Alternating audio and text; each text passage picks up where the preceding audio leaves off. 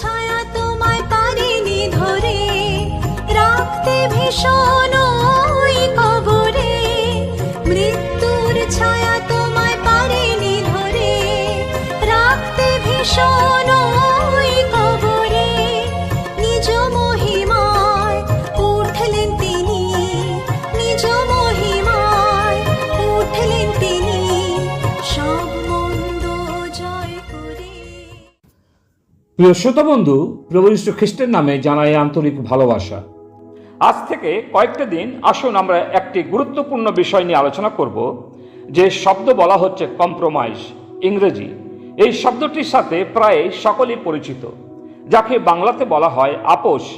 এই আপোষ শব্দটি বাইবেলের সরাসরি পাওয়া যায় না, কিন্তু অনুরূপ চিন্তাধারাগুলি লক্ষ্য করা যায়।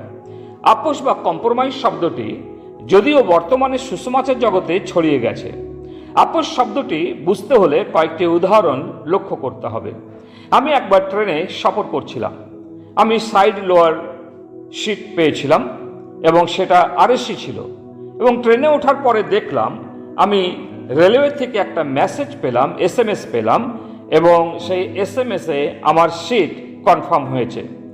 কিছুক্ষণ পর অন্য একটি লোক এসে আমি যে সিটে ঘুমিয়ে আছি তিনি দাবি করছেন ওটা নাকি ওনার সিট, কারণ টিটিসি তাকে তার টিকিটের উপরে লিখে দিয়েছেন ওই সিটটা হচ্ছে ওনার।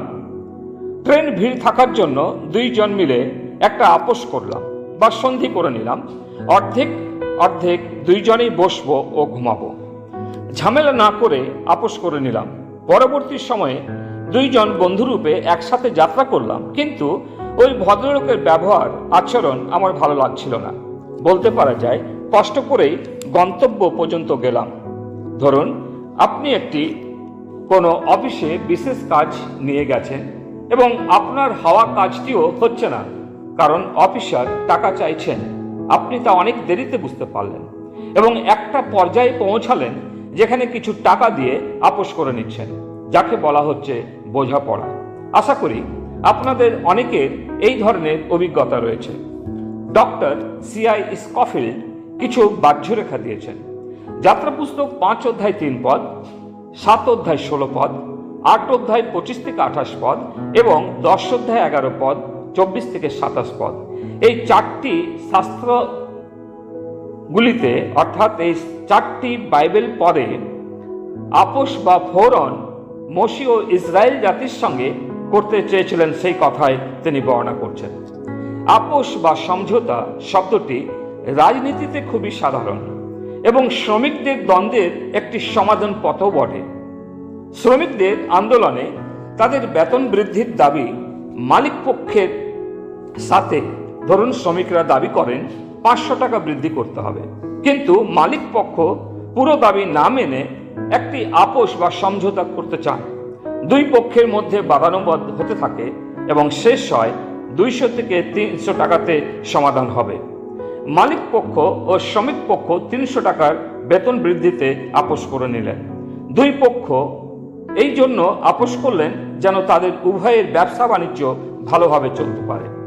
যদিও দুই পক্ষই খুশি ছিল না এই আপোষে, তথাপি পরিস্থিতি অনুযায়ী উভয় পক্ষের সম্মানের সাথে মেনে নেয়। আমরা কি এই নীতি ধর্মের ক্ষেত্রে ব্যবহার করতে পারি? আবার এই নীতি ঈশ্বরের সহিত আমাদের সম্পর্কে লাগু করতে পারি কি? জগতের সাথে নীতি কার্যকারী হতে পারে কি? পাপের ক্ষেত্রে আমরা এই নীতি লাগু করতে পারি কি?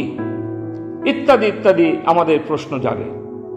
ডিকশনারি অনুযায়ী আপোষের অর্থ হচ্ছে একটি বিতর্কের নিষ্পত্তি যেখানে প্রত্যেকে স্বীকার করে। আপোষের মধ্যে রয়েছে স্বীকৃতি, ছাড়, নীতির ত্যাগ। আমরা এক খ্রিস্ট বিশ্বাসী হয়ে এই আপোষ করতে পারি কি? না। 10,000 বার এ কথাই বলতে চাই না, আমরা আপোষ করতে পারি না। সমঝোতার মধ্যে অন্য পক্ষের কাছে ছাড়, নিজের অবস্থানের আংশিক আত্মসমর্পণ জড়িত। আর তাই তোমাদের ক্ষেত্রে সেটা হচ্ছে শয়তান ও তার দলবদল। এটা শুধুমাত্র অবিশ্বাসীদের ক্ষেত্রে নয়, এটা বিশ্বাসীদের ক্ষেত্রে, আমাদের ক্ষেত্রে, যেটা হচ্ছে শয়তান ও তার দলবল। শাস্ত্রের কয়েকটি উদাহরণ আপোস সম্বন্ধে। প্রথমত, ঈশ্বর যিহোশূয়াকে বলেছিলেন যেন কনানীয়দের ধ্বংস বা বিনষ্ট করে, যিহোশূয়া তার 9:24 কিন্তু গিবিয়নীয়রা ছলপূর্বক যিহোশূয়ার সাথে আপোস করেছিল এবং গিবনীয়রা যিহোশূয়ার দাস হল। দ্বিতীয়ত, ঈশ্বর শৌলকে বলেছিলেন নিশ্চয় করে অমালেকীয়দের বিনষ্ট করে দাও ও তাদের সম্পত্তি সকল লুট করো। 1 শমূয়েল 15:3 কিন্তু শৌল রাজা আপোস করল এবং অমালেকীয়দের কিছু সম্পত্তি ও পশুধন বলি করার জন্য রেখে নিল। 1 শমূয়েল তার 15:15 তার এই ঈশ্বর বিরোধী আপোস রাজার রাজত্ব কেড়ে নিল এবং দাউদকে তা দেওয়া হলো। বর্তমানে অনেক সমঝোতার দৃষ্টান্ত বা উদাহরণ বর্তমানে রয়েছে। প্রথমত, আধুনিকতাবাদীদের সাথে এভাঞ্জেলিক্যাল আপোস। দ্বিতীয়ত, খ্রিস্ট বিশ্বাসীদের পাপের সাথে আপোস। তৃতীয়ত, খ্রিস্টমণ্ডলী জগতের সাথে আপোস করছে। প্রিয়, চিন্তা করুন আপনি কার সাথে আজ আপোস করছেন। বিবাহ ক্ষেত্রে আপোস হচ্ছে, আরও জীবন ধরনের বিভিন্ন আপোসের মধ্যে আমরা জড়িয়ে পড়েছি যা ঈশ্বর পছন্দ করেন না। আসুন খ্রিস্টের পক্ষে আমরা দাঁড়াই এবং এই আপোস থেকে আমরা রক্ষা পাই।